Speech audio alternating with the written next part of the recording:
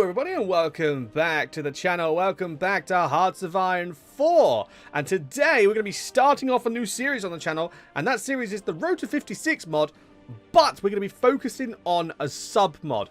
And that sub-mod is called the Hagakure sub-mod, which focuses on a certain Far East nation over in Japan. Now, the reason why I'm doing this, the two things. One, I want to try and get a new mod into the mix. And two, loads of people have been asking for Road to 56. I remember on my list of requests, Road to 56 was on it. So I figured, hey, this is like the perfect way to do it. So, without further ado, starting out with Fumimaro Konoe, we're going to jump right in with the island nation of Japan. Okie dokie, so welcome to the Road to 56. Now, before we jump in, I just want to make it clear, historical focuses are off. So any type of madness that you could imagine is probably going to happen. Also, in the Hagakure Submod, the Japanese tree looks like this, okay? It's a really nice tree, it's a really cool tree. However, there is something that I must make very, very clear. And that's with the ideology options here, I think they're mostly the same to well, original 56 as well as the original base game as well. Having a look at those options, we've got the commies, which I can't be bothered to go with, Purge the Coda, which I normally go with, and then the democratic line that I kind of go with every now and then.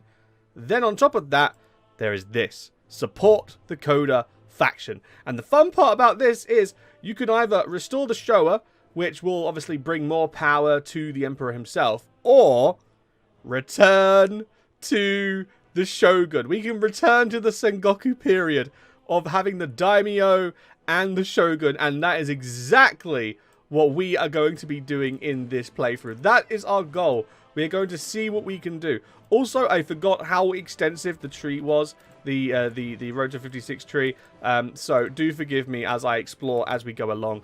I'm not holding out much hope. I am I'm an absolute mess when it comes down to this stuff, as per usual, but I'm just going to try and do my level best to keep up with everything that I can as we go along. Oh, dearie me. I need to build. Whoa, I need to get onto factory duty. Hold on. Okie dokie. So now that we've got that out the way, our factory lineup so far is A, focusing on civvies and then expanding into mills, because I'm going to need a lot of mills. And I managed to fix our production lineup. We're going to go with this for the moment. And then obviously once I get more mill factories, I can start playing around a little bit more. Carrier fighters are great, but I actually want to go with torpedo bombers, yeah. And then when I can, I want to change that over so I can focus on torpedo carrier bombers, since I feel like that's probably going to be more important. I only have 24 divisions right now for my army, which is fine. I'm going to put them all under Tomoyuki Yamashita, and then the main field marshal is going to be Hisaichi Terauchi. I'm butchering. I know for a fact I'm butchering these pronunciations. My bad, my bad. And I'm going to send these guys over to Manchukuo, which is perfectly fine. The question is, does Road to 56 bring in some new decisions? That's something I need to know. No, not new, go away. Cool. Not new, go away. Test the Soviets. Not new, go away. These aren't turning off. There we go. Okay. That's not...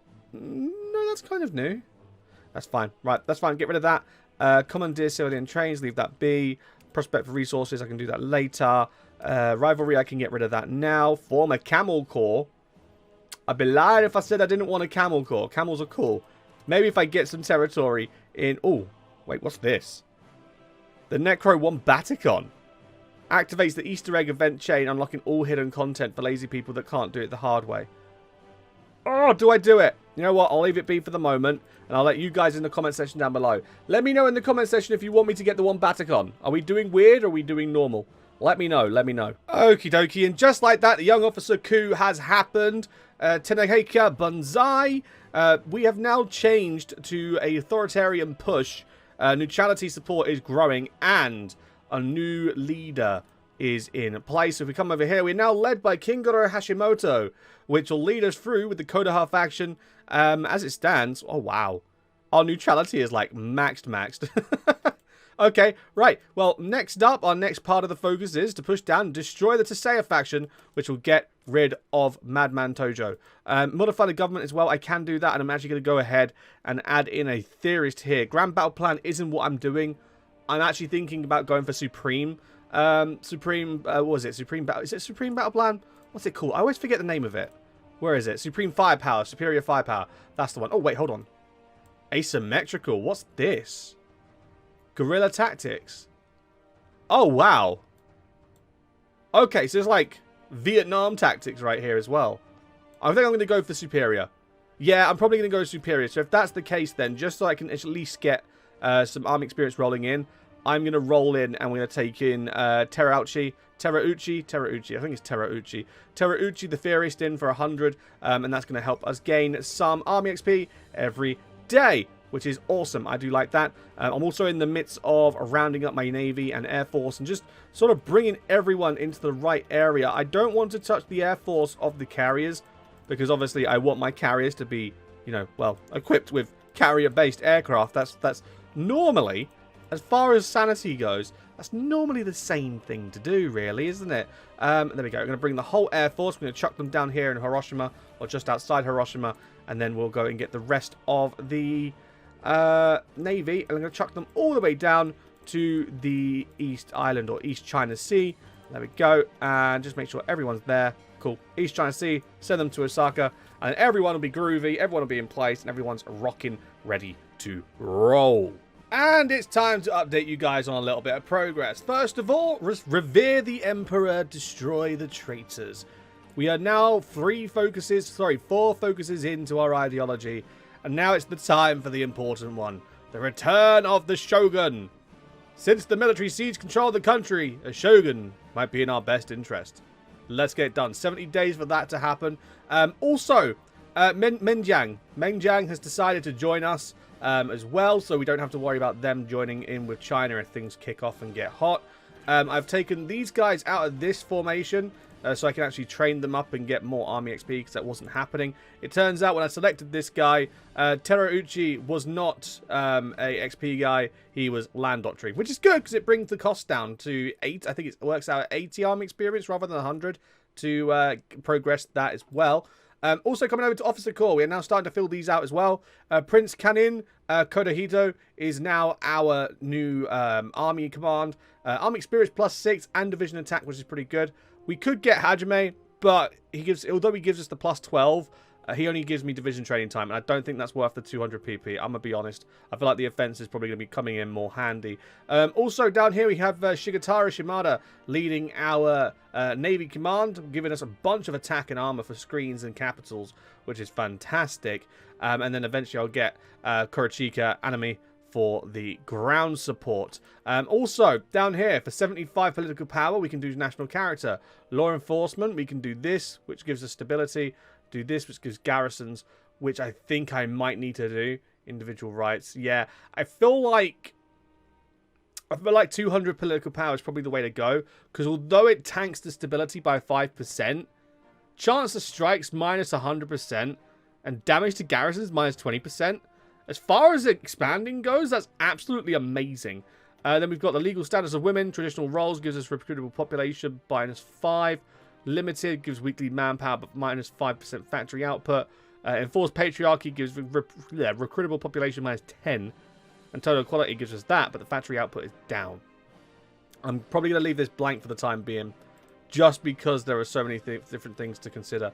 And then obviously we've got social order, which I can go through, but I don't want to touch any of that right now, because I just don't have the political power, and I want to use my political power for other things such as this. I can't touch war economy, and so on. Limited exports, I could probably move that to an export, or export, yeah.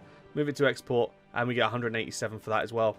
Yeah, we'll probably do that. I just need the political power, because it's at a negative right now, because I do have the Zaibatsus. That's still very much a thing. And I feel like that adds the price up to a lot of things. So we'll just have to be patient. I am trying to pump out Marines as well. The Marine template is not good at all. The Tokubetsu Rikusentai, they are literally this. There is no legs to them at all. It's literally just paper sailors. My Marines aren't that good, but what I'm thinking about doing is either in Kaohsiung or Taipei. I might build a port in Taipei.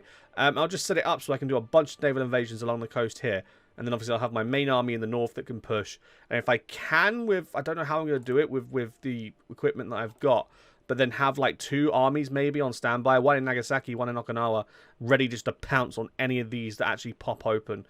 for a naval invasion. Because although we're going Shogun, and the Shogun likes to close things off, I'm feeling about having a very outward-thinking samurai nation, because that's what the Shoguns were, wasn't it? The whole daimyo and shogunate era, the Sengoku period, that was the era of samurais, and as they were transitioning into rifles, if I remember correctly. I could be very, very wrong on that. If I am wrong, please correct me. But what we could do is unite this whole this whole Eastern Asian region from British Raj all the way over to Japan, and then maybe go down as far as Papua New Guinea and unite it under one giant samurai empire. That sounds awesome, bro.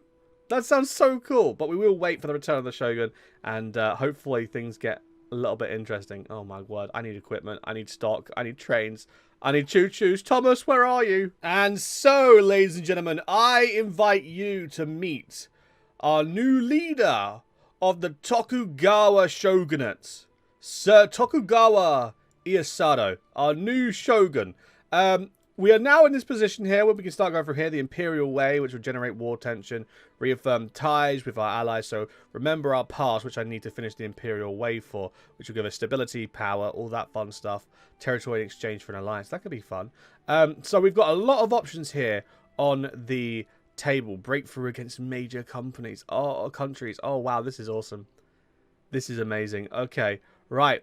So before I do that, though, because it looks, looking down the focus tree, it looks like I can form a union with Manchuria and I can basically consume them. So what I'm going to do now, I'm going to do a couple things first. First of all now, I'm going to do expansion law, army expansion, and then I'm also going to try and get the bicycles, because I feel like the bicycles are going to be very, very helpful. Then I'm going to go naval estimates and work my way down to get the ultimate battleship, because if I can get my hands on the Yamato fairly early, that'd be pretty nice to have. And then after we've done that, we'll be working our way through back through this focus tree. I want to look down here as well. I can start selecting these now, can't I? Yeah, I can't select that, but because I have decided to go the Shogun, I can go through this Siberian intervention. Ah, I have... Oh, this is awesome. Okay, right. I'm getting excited now. Okay, right. Well, I'm going to end this episode off by going expansion laws, starting that off, which will give us experience, which is pretty good.